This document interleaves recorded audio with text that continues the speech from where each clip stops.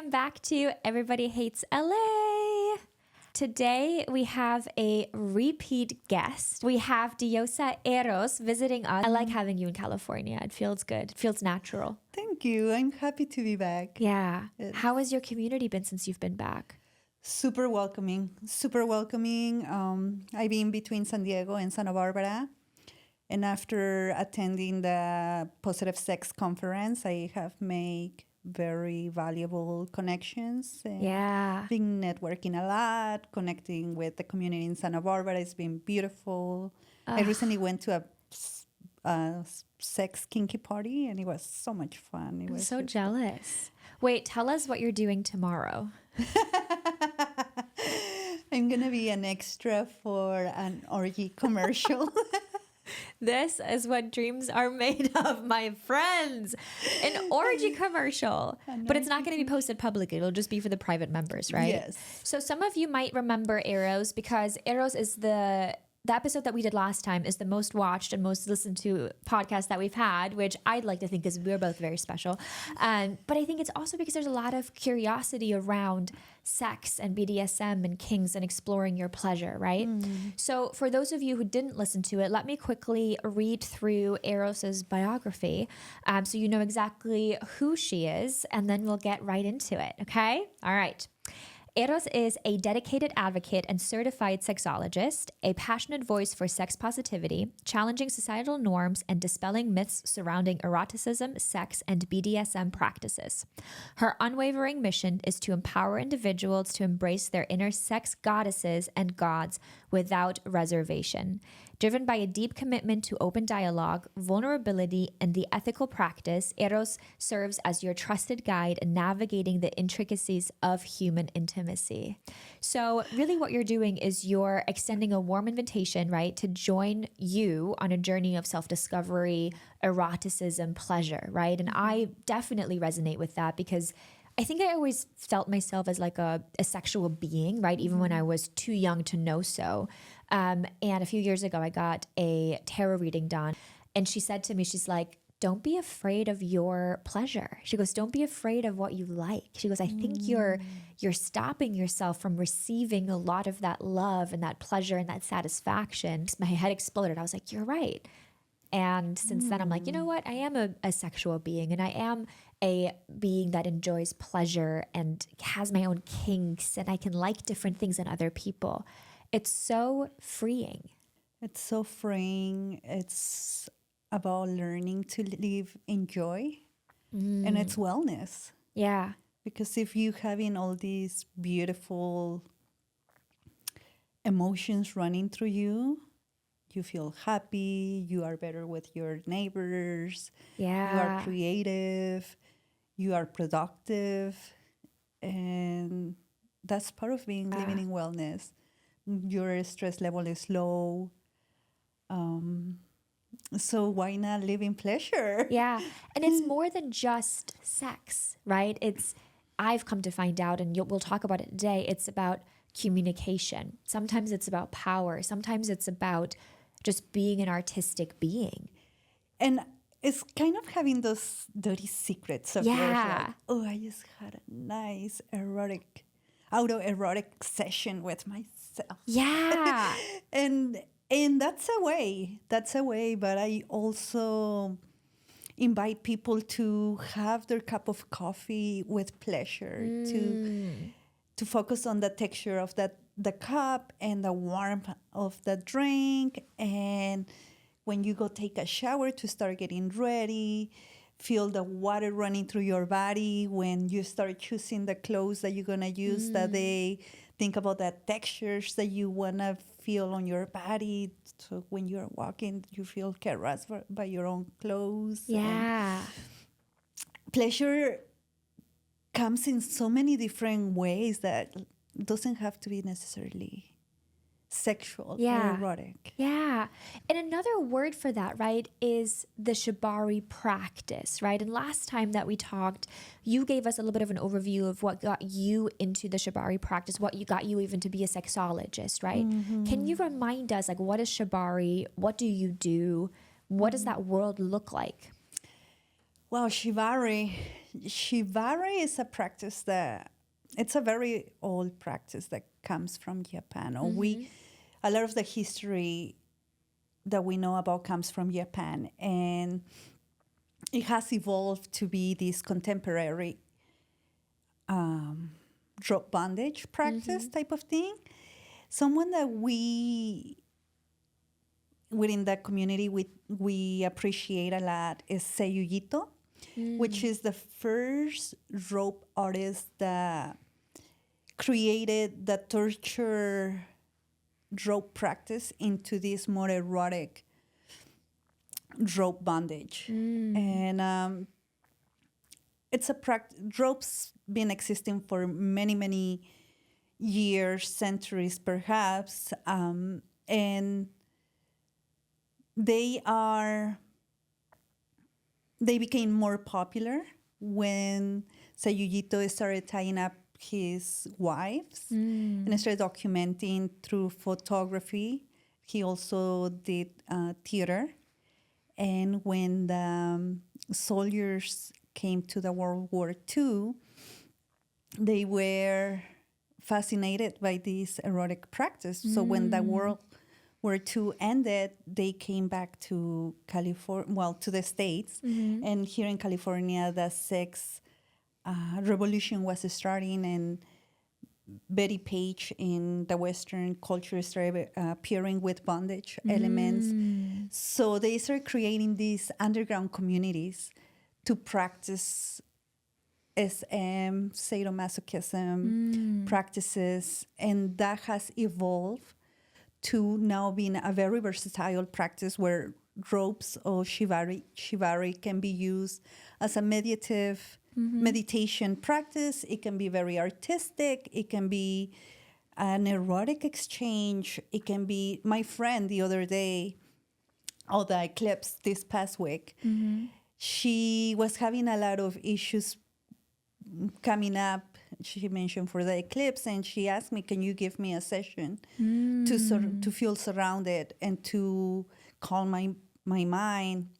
And I wanted to be by the water, by the ocean. We are in Santa Barbara. So we went and did the session, and it was such a profound, when we finished, it was just this feeling of calmness and being present. And I like that the ropes, I can use them to torture somebody or to give this a space or containers where people can explore what deep intimacy is. I think those are containers, whether it's that you are meditating or even posing for an artistic session or torturing somebody. They are very intimate spaces where you connect with another person, and one is receiving, one is giving. And the level of profound emotions are very, how would you say it, like arousing in so many different ways, not necessarily having to be sexual. I was gonna say, like, not everything is sexual, right? It's almost as if after a session you get even closer to the person that you're engaging with, right? Via the communication, the trust, the boundary setting, right? It's kind of a way of being seen and communicating your needs with another person that we don't do in everyday life. No, we don't do enough. We could start building those little blocks to be able to express our desires, our needs, and boundaries. So that's one of the reasons why I like Shibari, because it opens up this space. Before you can put the ropes on anybody, you have to have these very intimate conversations to have the beautiful exchange. So your question was like, what is Shibari? So it's a old practice that throughout the years and with time has evolved to this very contemporary, bondage practice, but doesn't have to be a power exchange. It can be whatever you want it to be. And on your website, you even have the questionnaire that says, what are you trying to get out of this? Is it because you care about my pleasure? Do you just want to explore something? Is it education? Is there something that you're trying to satisfy or something like that? But let me ask you, when it comes to shibari, is it always bondage? Is BDSM always a part of it? Like, what about all of like kinks and all of the other whatever key terminologies that people generally just throw around and say that it's all the same thing? Is it the same thing? No, no, no, no. So you can play with ropes without tying somebody up. And yes, create a sense of anticipation and predicament by bringing the ropes against somebody's body, but without having to tie them. They might just like to feel the ropes around them and imagine that they're going to be tied up, but without being tied up. And then BDSM can be bondage, discipline, sadomasochism. It can be so many things within BDSM. And pretty much you can use it and apply it to this umbrella of BDSM. And under BDSM, you can apply it as a sensual play, as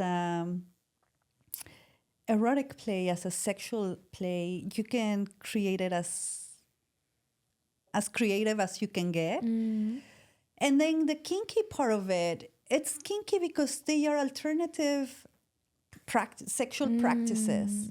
So kinky are these practices where we like to explore not just the sexual elements of it, but also play with the mind, play with the emotions. I might want to tie somebody up and humiliate them and never touch the genitals. I might want to tie somebody and force them to orgasm. I might want to tie somebody and tickle torture them, which is so much fun. My worst nightmare.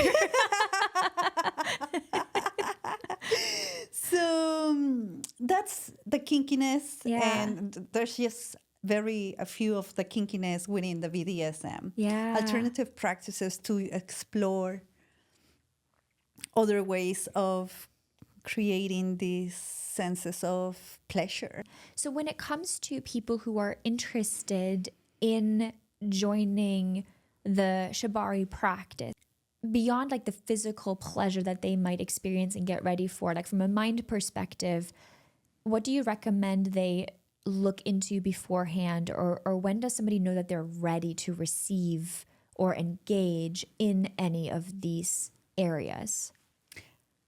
I don't think you ever, if you have the curiosity of trying shibari, one of the first things that I recommend for people to do is to educate and inform themselves. Yeah. To go into a reflection mode. What is it that is calling me about this particular practice? Why do I feel attracted to the ropes? Because within bondage, there's so many ways to do bondage. Ropes is one of them. You can use tape. You can use surround plastic wrap. You can use shoelaces. You can use so many things. Lace. So first reflect. Is it just wanting to be restrained? Or do I want to try this as an artistic form? When you have defined your intention to want to practice shibari, inform yourself in the particular element. There's so much content outside. And you're going to have to practice with somebody. I'm assuming if you're not using it in an object. So if you want to practice or use it with another human, inform them and tell them why you want to do it and what are you wanting to get out of this practice. But it's so important to keep in mind that it is a risky practice. Yeah. And to lower the risk, we inform and educate ourselves in the subject. And then look for communities where you can go practice, learn from it. Yeah, it's so fascinating to me because as much as it's a risky practice, it is very respectful, right? Because from a communication aspect, it is all about communicating your intentions, and from both parties or whoever is involved in this, it's what do I want to get out of this? What do I want to do? Why am I even interested in this? What are areas that I do not want to engage in? What are areas that I'm keen to engage in, right? So from a communication aspect, you'd think that that was a very, or is a really respectful way of engaging. But I imagine that when you're in it, your mind may feel restricted, perhaps. Or how does that work? Like when you're in it and you're like, "Nah, let's stop or let's not continue." So there should be consent and a safe word among all of those things that you mentioned. If I'm tying somebody up or somebody is being tied up and they change their mind, they just want to stop for whatever reason, they call out their safe word. And the session stops. Yeah. There is no force into this. And it is a practice of ethical, an ethical practice. Yeah. But not everybody plays ethically. So that's another reason why we should inform ourselves and we should educate ourselves, because many times we can, as newbies, we can end up in very awkward and not fun situations. So learning as a beginner, you probably don't have clear what are your boundaries. You don't know your limits. You don't know your desires. You probably don't know your needs. And maybe the first few sessions are an exploration to start pinpointing those needs, desires, and boundaries. That's something that I like to share, and that my containers are around these three principles. Guiding people through this sensual shibari practice so they can figure out through this soft exploration what is it that I'm getting from this? What do I want to practice more of?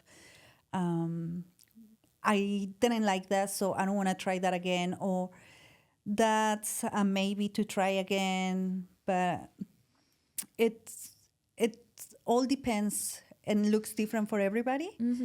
But when somebody calls out the safe word, it's over. Yeah. I love that. What are some like key terminology? So we talked about safe words, we talked about boundaries. Like what are some other terms that are in the shibari community that are super normal for you, but maybe not the quote unquote outside world? So we start with consent. We go into a negotiation.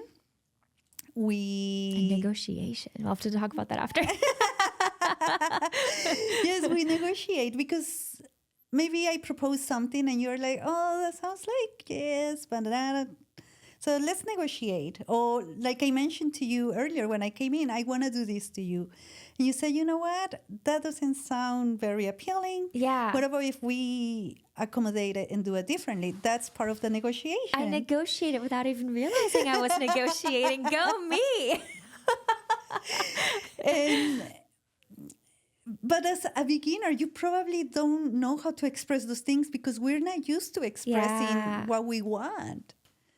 Stop right there. Honestly, we are not used to expressing what we want in life, in everything. Yes. Okay.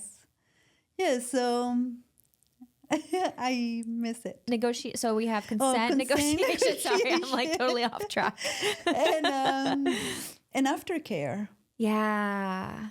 Aftercare, which is at the end of the practice to set the closure and commemorate, in a sense, to know that we also got to an end. And I appreciate that other person for trusting me the way they did. And just being vulnerable, Yeah. giving you all, because by being tied up, you're giving yourself. Yeah. it's Well, like, that's here. talk more about the psychological exchange that takes place, or the psychological dynamic that takes place in either giving yourself and your entire being to somebody else, or I guess providing and doing the thing. The psychological space looks different for everybody, but for me, excuse me, when I go into these spaces, I like feeling like I'm possessing this. This is my possession right now, and I'm gonna delight myself through this and become one with the ropes and take them to a space where they craving to be, because they don't know, maybe. I like a lot of teasing and denial. I like creating the space of teasing and denial. I like many things, and with different people, I fantasize different exchanges. For the other people, it's also different. Some people, psychologically, they have different reasons why they want to do these practices. And something that I like within the BDSM community, or any people who practice sex positive, we don't try to understand why other people want to do the things they do. We just respect them. Here in in Western society, in this contemporary culture, we always want to know why. Yeah. Or we analyzing things too much. And it's okay to let go and just, does this feels good in my body? Does letting go right now and receiving from this person, is it gonna feel good? Like, how is my body tension feeling? How is my stomach, my muscles? Am I relaxed or am I feeling tense? Even in the yin yoga practice, you hold a position for sometimes 3 to 4 minutes, and it might be uncomfortable, but it's all about finding your edge. And then what you're trying to do is you're trying to let go and relax your muscle, so only your bone and your joints are working. And so you have to, it's tension, but you release it until you just, it's this consciousness that you have. I imagine this is similar to that, right? There is good tension, there's bad tension, you know?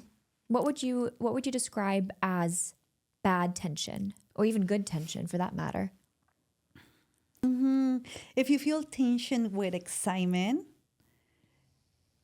like, oh, that gives me, like when you getting in a roller coaster, Yeah. you know, like, it's gonna feel so wild in my stomach, but I want to feel that. Yeah. Something like that, I will think that manifests for some people. I mean, that manifests as anxiety for me. Well, because, you know, like anxiety and excitement generally feel like the butterflies in the stomach, right? I don't know if I would be able to differentiate the two. If you start paying attention how your body feels when there are other situations that feel good, Yeah. then you can start understanding your own personal signs. So paying attention, how does it feel?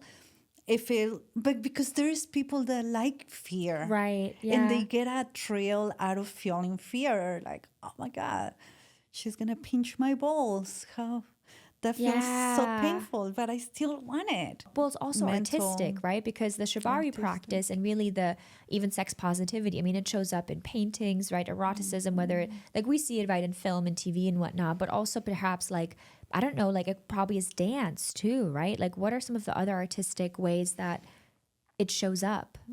You can do installations. Jaime Kinoko, he's very popular for that. Yeah. He does a lot of installations. He did a beautiful one last year here in LA. Oh. Where he put ropes around a building and women tied up to the walls of the building. It was, like actual women? yes, live women.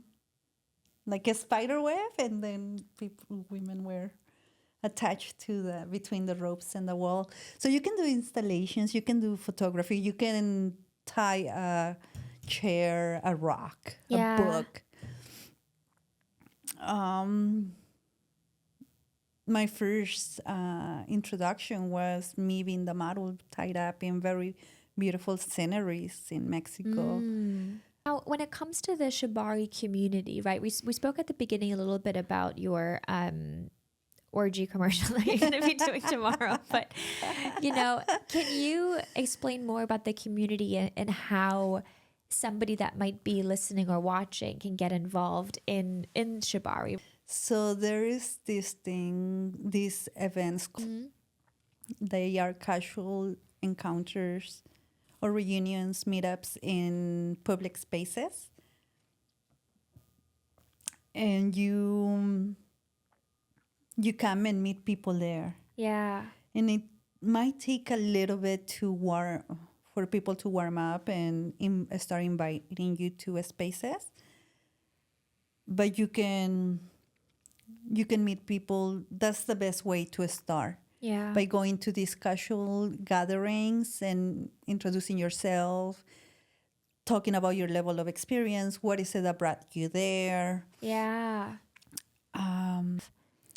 Yes, like any other community,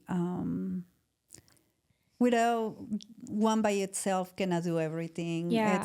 It's beautiful to have a community where you feel accepted, where nobody judges you for what you like, where you can go and be as filthy as you want to be, as pervert as you want to be, and live it to the fullest with other like-minded people. It's very liberating. It's very empowering to see so many people embodying this space of living in pleasure.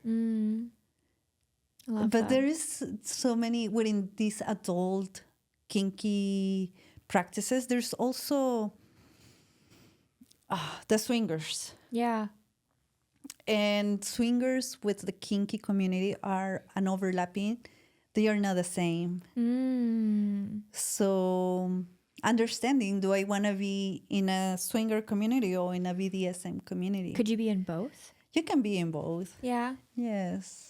Fascinating. I mean, there's so much to this. And I'm glad that there are more people talking about it. And I think from a social perspective, it's become more accepting, hopefully, Can you tell us more about, you want your new website, but also your services, right? Because you are a part of that community, but you also have workshops and you do one-on-one coaching sessions, let's say, and so many other services. What does that look like for you now? Yes, so since last time I was here, I have evolved and just recently... Yeah, you have. And just recently moved back to California. I was in Mexico last year, so I was doing very different things. But right now, what I'm offering, as I'm just getting settled in, I only providing private, guided sensual shibari experiences. I'm very focused on inviting. It's kind of like an initiation. It's for people who are beginners and for people who are curious about these kinky practices, whether it's to start joining the community or maybe you just want to spice things up in the bedroom or it's a personal practice that you want to explore. So I'm fascinated creating containers where people can come, have these deep, intimate connections, and open up to receive, to give, to explore, to create with one another. It doesn't have to be a power exchange dynamic. It can be whatever you want it to be, and it's all floor play. With very low risk. And so I don't call them classes or workshops because my goal in those spaces is for them to play with the ropes, but I'm not too worried about them learning technical patterns. I just want them to learn basic 1-2 column tie, and let go and exchange with the partner that they came with, whether it's a friend or a boyfriend or husband or wife. And just to start practicing having this communication of what are your what your consent, your negotiation, what do you want aftercare to look like? And we're gonna go there. Yeah. We're both gonna go there. So that's what I'm offering right now, and I'm going to people's spaces to do it. Some people rather have it in their privacy of their home than with more people. Or some people, I recently had a beautiful gathering at somebody's home in Ojai. I love Ojai. It's so pretty. It's my favorite place in the world. Yes, it's really cute. And these were a group of friends that wanted to have this private dynamic. And because they knew each other from other gatherings and being in friendship, it got very intimate among them. And at the end, they were like, this doesn't have to end. You can stay as long as you want. Let's carry on. We're having too much fun. I love that. They absolutely love it. So for me, it has become this beautiful reward of seeing people taking them into a journey of pleasure. Yeah.